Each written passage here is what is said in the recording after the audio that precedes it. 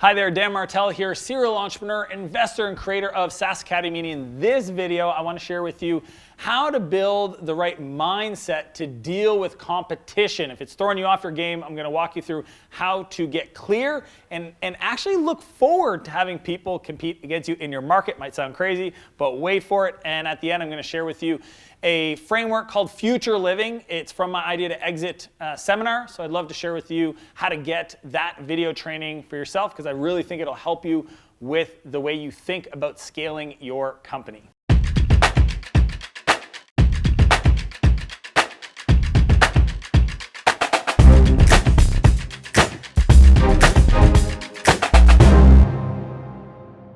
So one of the most intense competitive spaces I ever got into was building my company, Clarity.fm. You know, when I started this, I had this nirvana view of the world and we're gonna take it over and nobody's ever thought of it just quite like this. So I started building the prototype and scaling it up.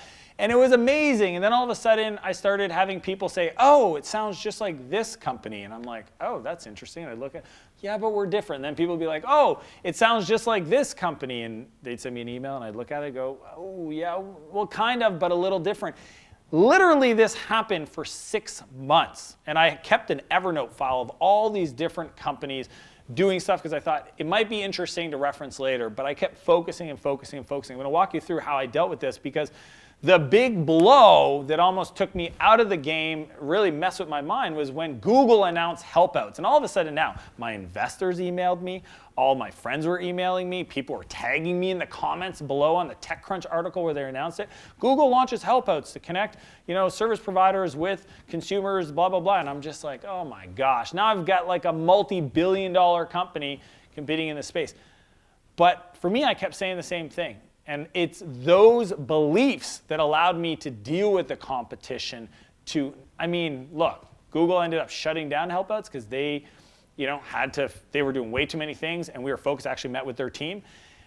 So whatever the reason there, but I just kept going and going and going. After 2.5 years, I felt super lucky and blessed to have been acquired by Startups.co. And Clarity to this day continues to be the dominant force in that space of entrepreneurs getting advice through, essentially, if LinkedIn had a call button, that's what Clarity.fm is. So I want to teach you the 5 mindsets that I believe that really helped me not only deal with it at the time, but really get through it so that I can continue to create from a place of excitement and abundance. Number 1, work backwards. What I mean by this is focus on the customer. I don't care what the competitor is doing right now.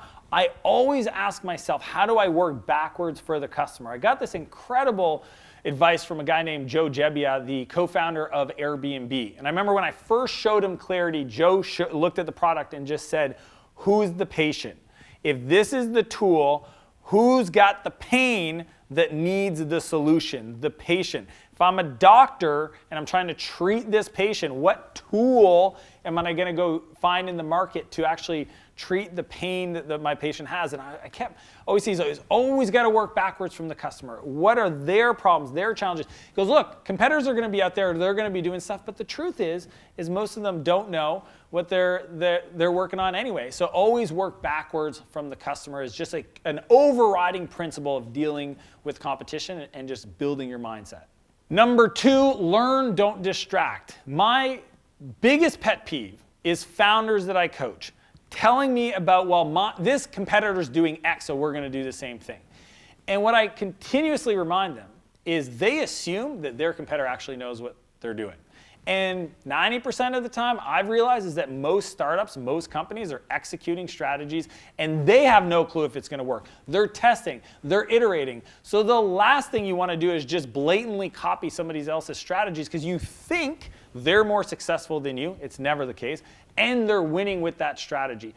What I will encourage you is to learn. If you notice that there's a certain way they do pricing, just use that input from learning about your competitive set so that you can bring those ideas to the team. But by no means whatsoever should you be copying things from somebody else you compete against just because you think that it's working for them, because you might actually go down the same rabbit hole and run into the same brick wall that your competitor is going to run into if you just blatantly copy because they're doing it. Number 3, you do you. The most unique thing, the most interesting thing, the most valuable thing you can do in your startup, in your business, is to do you, is to be 100% you, from a brand point of view, from an energy point of view, from a product point of view, from your opinions and details of just what you're creating. I think so often we look at other businesses being successful and we think, well, we got to do that too.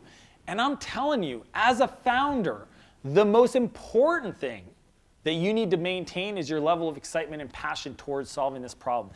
And if in that journey, as you're going through it, you start doing things that compromise your values or the way you want to build things, it actually will stop you from succeeding in the long run because you're going to fall out of love with your company. I've seen so many companies, founders that I work with, pivot into a different market, a different segment, a different customer, just because thought that's what we need to do to be successful.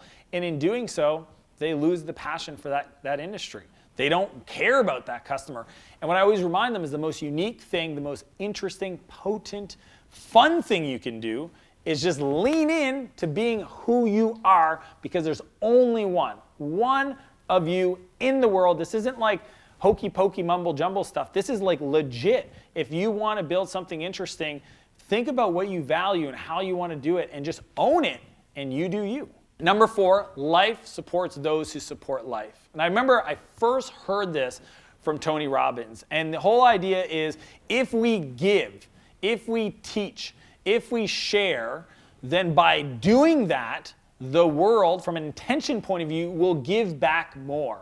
And I think bringing an approach of wanting your competitors to fail and that competitive friction just messes up with the whole way that the world works, that the rain falls to the ground to feed the plant that grows through the sunshine, and it's just this beautiful, and look, this is just the way I think about life. And again, it's a mindset aspect. It's like by thinking this way, you can just restructure your belief systems to, look, if somebody comes out, great, they should be successful. I hope the entrepreneur succeeds. I don't want to wish pain on anybody, but I'm going to work backwards from my customer and I'm totally going to crush it. And we are going to be successful. It's not a zero-sum game. Other people can win and you can win as well. So I just think that mindset and that approach to life will really support you. And number 5 is you attract what you put out in the world.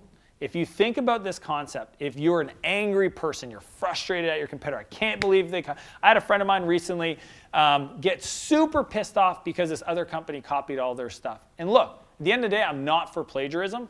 I'm not for people attacking your business or copying, things that are intellectual property.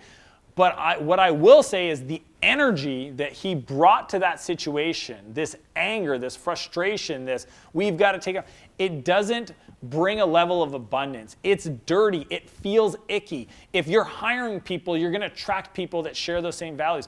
What I think instead is, look, competitors are going to show up.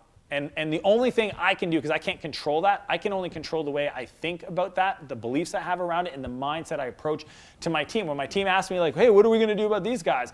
And I can say to them, we're going to go back to the customer, we're going to focus on the people that love us, and we're going to build the best product in the world. Because those are the things that we can control. Look, I don't want entrepreneurs to fail. I don't care if they compete against me. They can go out there and create the best version of whatever they think is going to exist. I'm going to do me. I'm going to focus on the goodness, and I'm going to believe in abundance, because that's just a better way to show up. So 5 things you can do to improve your mindset when dealing with competition. Number 1, work backwards from the customer. 2, learn. Don't distract yourself. 3, you do you. Be unique. It's what you are.